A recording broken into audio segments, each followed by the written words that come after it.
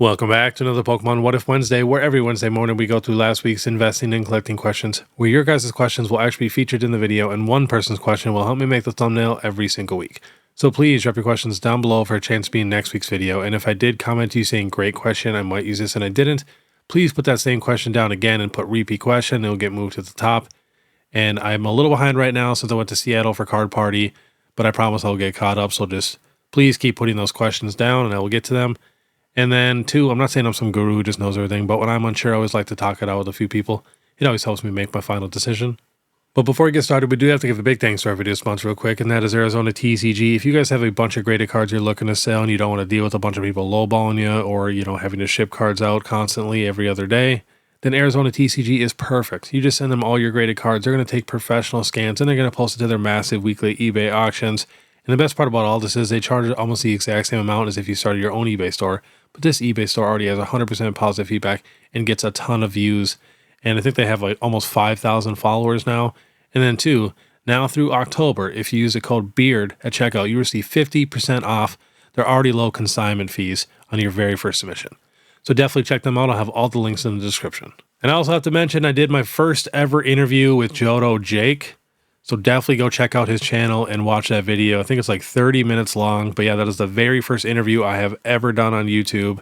He's a very good buddy of mine. And then also, if you guys are trying to get your cards graded for the very first time through PSA, you can use the code BEARD25 at checkout, and I'll have the link in the description too. You will get $25 off your very first submission. So definitely check that out. All right, first question is from Kane Pletcher. Hey Beard Mate, just a question from Australia. I've got a question about a Twilight Masquerade Master set that I have. It seems as though no vendors at any trade show are interested in trading for it. Do you know why this is? Also, apart from listing it on eBay, what might be another good strategy for selling or trading it for a slab card? Love the content, big fella, keep it up. So when it comes to master sets, in my opinion, they're one of the toughest things to sell. Your best bet honestly is eBay, because they do sell on eBay. And if we weren't in a boom, they just sit forever. I swear I've tried it many, many times. I've bought many collections where, I had the master set already done or whatever it is, or I had a couple of them already done, and I try to sell it and it just sat. Especially at card shows in person, no vendor's really going to want it unless you give it to them for a good deal, and then they're probably going to piece it out. So that's why I've always mentioned on my channel, master sets are definitely fun. It's the first thing everybody does when they get into the hobby because you're opening packs a ton, you're getting the commons and uncommons, and you just want to sit and open up packs. But I'm telling you, people spend so much money to complete these master sets, and a lot of people think they're going to keep them forever and they're never going to sell them. But odds are you're probably going to sell them eventually, or trade them for something, or pass them down to your kids and they're going to sell them. So I'm not the biggest fan of doing these modern master sets, especially, there's so many beautiful Pokemon cards out there. We want to get all the cards we like, and now you're spending a lot of time and money and effort on cards you might not like as much. That's the main thing in this hobby, is to collect what you like. And I know a ton of people, I've asked so many people who are finishing master sets, who are buying all these full arts and like rainbows and gold cards. And I'm like, do you like these cards? And I'm like, not really, but I need it for the master set. When you could be buying cards that you actually like for your collection. But, that's how all the big Pokemon YouTubers do it. They're pulling all these master sets and opening hundreds and hundreds of packs. So it makes you feel like you got to do that when you can collect whatever you want, however you want. If you want to only collect gold cards, do that. If you only want to collect illustration rares and special illustration rares, do that. So do not feel like you have to master set everything, because odds are you're not going to finish all these master sets. Now, there's definitely going to be some people who love master setting and they've completed tons and tons of master sets, and that is awesome, because, it does take a long time and a lot of work. And I will admit, it is a blast looking through bulk and commons and stuff. But I've seen people spend a lot of money on commons, uncommons, and rares, and basic EXs and Vs, paying a few dollars each plus shipping to get all these cards just a master set, when you could be buying illustration rares from other sets, or trainer galleries, or beautiful cards from other sets that you like a lot more. And then, like I said, they are so tough to sell. Right now in this market, it's not as tough to sell like on eBay, but like I mentioned, before the boom, man, it was so tough to move. And then remember, just collect what you like. Even if you're one of these people who do not care about money at all in this hobby, I know you work hard for your money, and these cards are very expensive. So really think about your collection and narrow it down just so you can get as many cards possible that you really like for the least amount of money as possible, so you're not wasting any money. And then two, if you guys are sitting there ripping open packs to try to do master sets, I've heard people who say they only open packs and they don't buy any singles. That is fun, but in my opinion, it's a huge waste of money. You know, open packs every once in a while, unless you're completely rich, then do that. But in my opinion, it just makes so much more sense to open packs every once in a while, have some fun, take the gamble, and then buy singles if you are serious about, you know, collecting and you want to get these cards. Because for me, I'm not going to take the chance of just sitting ripping open packs and maybe never owning that card. If I love a card, I am getting that card no matter what. But all right, next question is from at K2 Damn FJ Beard. Any idea why the Iron Thorns Pokemon Center promo is not taken off like all the others in a PSA 10? It literally has a pop of less than 300 and an abysmal gem rate. Plus, it is freaking Tyranitar. What gives? Please look it up and make it make sense. Nope, I'm with you. I've thought the same thing. I think this is one of the coolest Pokemon Center promos we have. And I felt like this is one of the cooler, you know, Paradox Pokemon or whatever. You know, I thought it was a pretty sick art. But yeah, last sold on eBay is $341 in a 10 for the Pokemon Center. But yeah, I feel like this is definitely one of the most underrated ones. Even on like TCG Player and Pokédata, they didn't even have the picture of this card up for the longest time. They had a picture of every single Pokemon Center card up except this one for some reason. But yeah, I don't ever hear anybody talk about this. But if someone brought me this for $350, I'd probably pick it up, honestly. Next is from Matt Anzoju7. Hi Beard, what do you think regarding the Japanese 25th anniversary and golden box set? Japanese is always under the radar and vendors are never interested in Japanese. What do you think of the market and prices on some of those cards? Especially the Japanese birthday Pika and golden Pika. Is the Japanese set still being slept on? Is the set the real deal with the 30th anniversary coming up? Is this a quick sell or a long-term hold? Let me know your thoughts as always. Thank you for great content. So I've mentioned this before, probably about a month ago, that I feel like a lot of the 25th anniversary Japanese stuff is pretty undervalued. You know, we got sales here for this booster box at $160, $180, and they even have the big golden box too. Where's that? One here at $550, best offer. But that's a beautiful box, and I think it sells for like $300, $400. And then a lot of the cards too, in my opinion, are still undervalued. But yeah, I haven't heard one other Pokemon YouTuber mention the 25th anniversary on the Japanese side, which I think is just crazy. But I have a feeling this stuff will do really, really good once we get the 30th. Next is from at TJ Bartlemus. I know that name. Good morning, Beard. What is your opinion on PSA 10 slabs of the ETB promos without the Pokemon Center stamp? While they are not as exclusive as the stamped version, do you think they will still do well in the future? I really like the arts and don't care too much about those stamps. Yeah, I think they're going to do super good, especially if they are somewhat tough to grade. So we'll check a couple here. Let's see. We got the Eevee from Prismatic Evolutions. So it's like a $10, $12 raw card. Got up to $165 in a 10, and now last sold $125, $102, $132. Yeah, I'd buy that all day. This one does not have the pop on it. Let's see if we can find one with a pop. Try to find a little bit of an older one here. Let's do the Charmander from Obsidian Flames. So the pop on this is 9,391 in a 10, 16,707 in a 9, and 5,935 in a 8. So definitely pretty tough to grade. And the Charmander, a lot more expensive, almost at $500.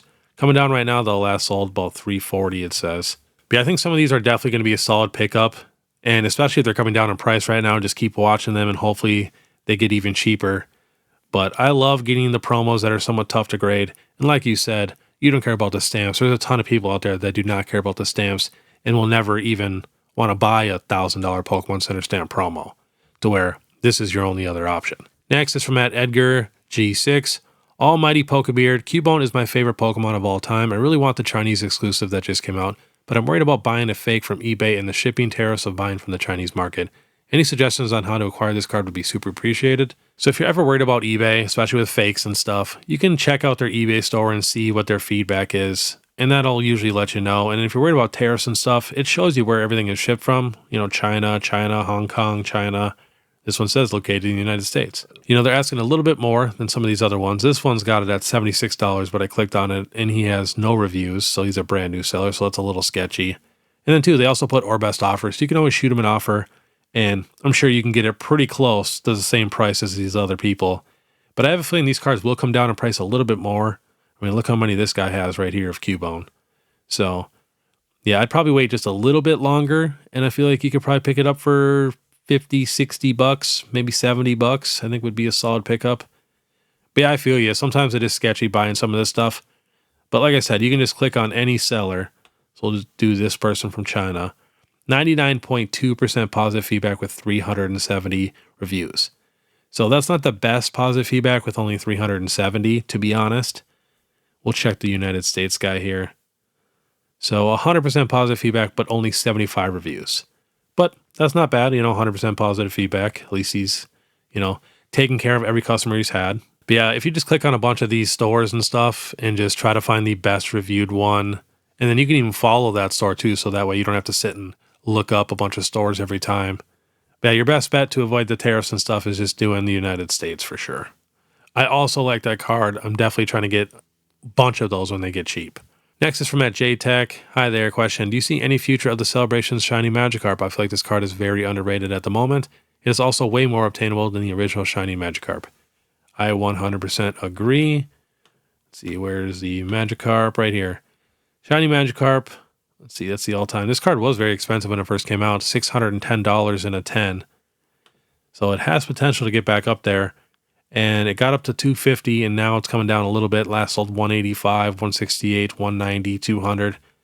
But yeah, people don't understand how tough it is to actually get these shining cards for the actual, the OG version. But yeah, I have a feeling this card will definitely pop off once we hit the 30th again. But all right, next question is from a member at Rex. Hey Beard, thanks for uploading every single day. Seriously impressive, especially while you're at card party. I love your dedication and love for Pokemon. I feel like 200k subs are coming soon. What are your thoughts on the Prismatic Umbreon PSA 10 price bouncing back? I honestly expected it to be down by now. Also, do you think the Latias and Latios Tag Team PSA 10 will keep dropping? I've been waiting patiently and still think it might come down more.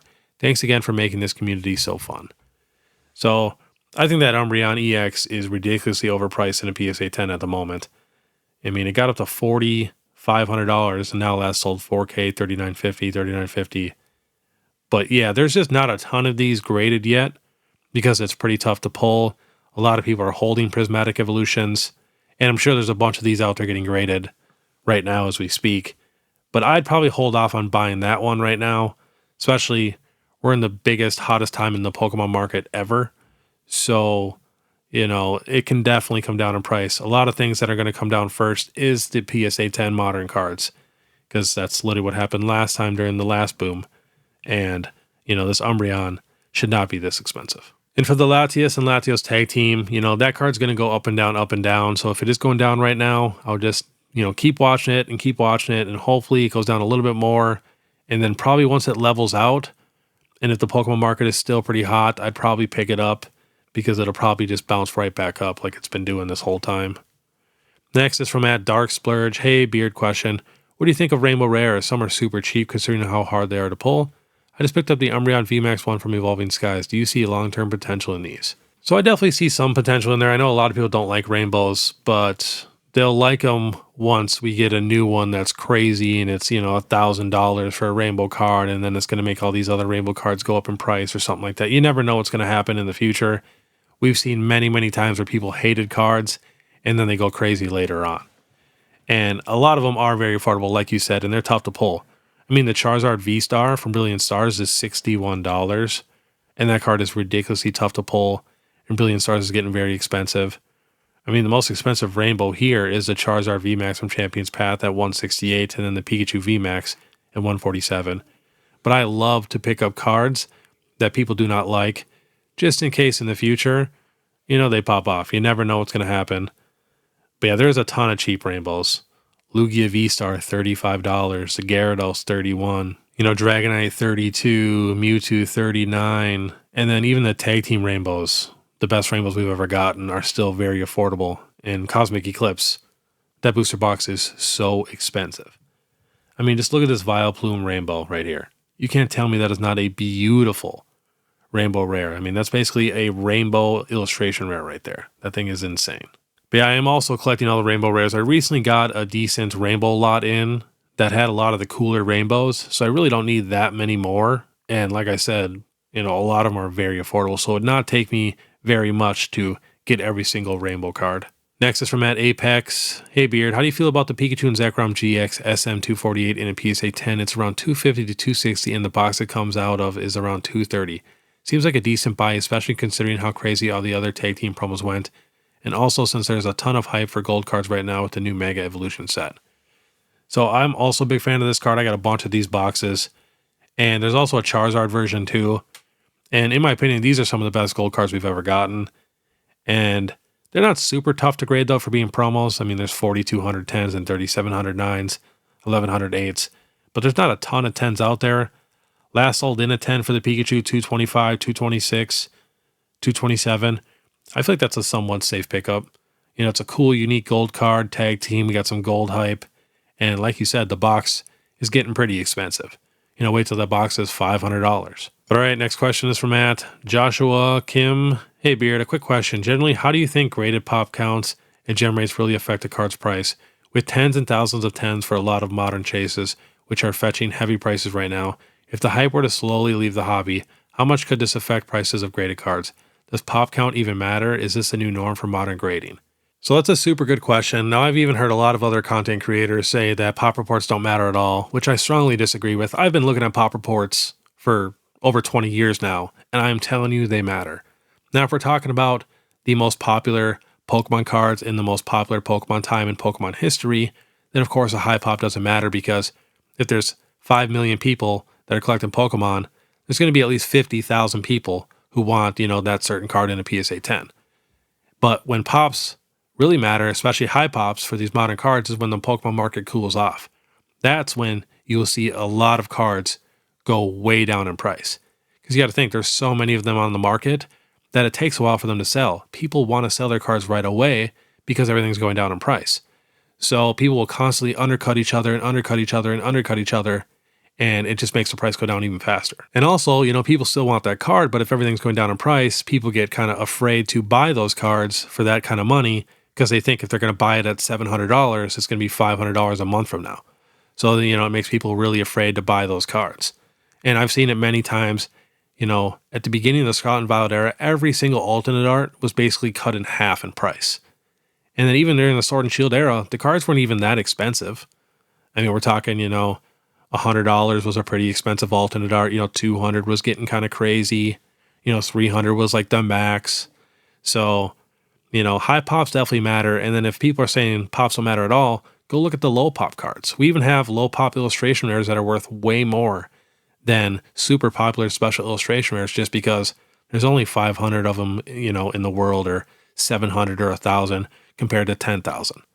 So pops do matter in my opinion. It's just that right now, high pops don't matter for super popular cards. One thing I really like to do, it's been kind of like my little secret that I've been doing for over 20 years now, is I really like to look at the lowest pop cards, and I like to pick the best cards of those low pop cards. You know, the cards that are actually really cool, really good art, popular Pokemon, and I always, every single generation, I always buy those cards. Next is from N1Koth31. Hey Beard, how do you think booster bundles will do in the future, specifically 151 Surging and Prismatic, because I've been finding a lot of them in vending machines, thanks. I think they're going to do awesome. I think they're going to be one of the most bought products, just because they're going to be so affordable. You get a decent amount of packs in there, you know, compared to like an ETB, which is going to be so much more expensive, and you get a ton of other stuff. So yeah, I'm a big fan of booster bundles for sure, and I have a feeling a lot of people are going to be opening them in the future. Next is from Turbo Fire Packs. Mr. Beard, love the content as always. Question, if you were to rank every mainline Pokemon game in a tier list, where would they all fall? I'm curious to see if you have the retro Pokemon games up higher than the new age ones. So I'm definitely a retro guy. Crystal's my favorite game, and I also like how the older games, I felt like they were a lot harder. You know, you had to individually power up each Pokemon. I thought that was super cool. And, you know, these newer ones are definitely fun though. But my favorite thing to do with these newer gen games, especially if we get a newer generation, I only collect a new Pokemon. I definitely suggest doing this, especially if you're one of these people who kind of doesn't like the newer generation every time it comes out and you're stuck in your old ways. You know, you've used those Gen 1 Pokemon now for 20 years. We can now try some newer Pokemon. So try that for Gen 10 when that comes out. Only collect the Gen 10 Pokemon. It'll get you to appreciate some of them, and I promise you by the end, you will have a few favorites for sure that you're just obsessed with in the newest generation. And I do think Scarlet and Violet was actually a really good Pokemon game, besides it being a little buggy and a little bit empty in my opinion, but being able to get legendaries right away that we can just ride and fly on is honestly insane. If you would have told me that as a kid, I would not have believed you. But I'm a big fan. I play all the Pokemon games. Next is from Thaddeus. Hey Beard, where do you get some of your sealed product? So I get whatever I can from the Pokemon Center website. Otherwise, I get most of my stuff from my local store, Punch Out Gaming in Forest Lake. You know, I'm sponsored by them, so I do stuff for them. They hook me up. So that's where I get probably the majority of my sealed products. But otherwise, you know, Pokemon Center is our best bet right now. And then every once in a while I'll get lucky on some like Costco, Target, or like Walmart drops online, or maybe even in person. Next is from Matt Jackal. Hey Beard, we all know alt arts, SIRs, and IRs have been a big hit in the hobby. Hypothetically, if the 30th anniversary set is an IR, SIR set, what would you like to see in the set? Brand new art or full art remakes of classic cards? For me, it's a bit of both. What candidates would you choose for a modern update? Korokoro Mew may be my favorite classic art, and I'd love to see a full art reimagining. That would be insane. I'd buy 1,000 copies right off the bat. But I'm the same way as you. I definitely want to see some original art in here also. I don't like when they just do straight reprints. Even though if we do reprints, as in, you know, they took like a base set, just like the Pikachu they did with Celebrations, and they turned that into an illustration rare. That's definitely so much better than just reprinting a card with the stamp, which is what they did for most of the cards in Celebrations. But I have a feeling this 30th anniversary is going to blow the 25th anniversary out of the water. And like I said, if they did Korokoro Mew, I'd go insane. But I'm very curious to see what they're going to do. I did see some leaks, so spoilers here. Not sure if it's even legit or true. But I think I seen like a Ruby or Sapphire 30th anniversary theme. But I can't remember. I just seen a big list a couple weeks ago. So, all right, next question is from Thomas Grace. Hey, Sir Beard, I have a decent sized collection investment of sealed Pokemon product that I am debating on bringing to card shows to sell at my table. Is it better for me to hold long term to see more gains or sell it now at shows to improve myself as a vendor? So it really depends on what you're doing. If you're just going to like casually vend every once in a while, I probably would not sell my sealed products. You're probably going to regret that down the road. But if you're trying to go all out with vending and take it very serious, then you could sell your sealed products. But just remember, when someone else brings some sealed products in to sell to you, you buy them also. You got to constantly be buying and growing your, collection for vending. So it just really depends on what you're doing and how serious you want to take this. But I promise you, if you just casually vend like every month or every other month or something like that, you're going to regret selling those boxes. You could maybe sell some of your crappier boxes you don't care so much about just so you have something, or even break them down for some loose packs or something like that. But yeah, hold unless you're very serious about it. Next is from @PokeHutch. Hey, my bearded brother, a couple questions. I've never really gone to card shops, but I've been trying to find a good one. Is it normal for them to charge market for everything and not negotiate at all? And also, where's a good place to find lower graded slabs in bulk? Yeah, most card shops are going to be right at market, and unless you're buying a decent amount, they probably will not budge at all, to be honest. The good thing about going to a card shop compared to buying online is you can see the cards in person. So, in my opinion, I feel like that's totally fair for them to be right at market because you're there, you get the card instantly, you don't have to pay, shipping and stuff, and you don't have to wait a week. But you're not going to find too many shops that have cards under market unless they're just slow to updating their cards, which is definitely possible for sure. That's why it helps to watch like my Market Mondays and stuff. If you see something go crazy, a card that was $20 is now $40, odds are if you go to a card shop that day, it still might be $20.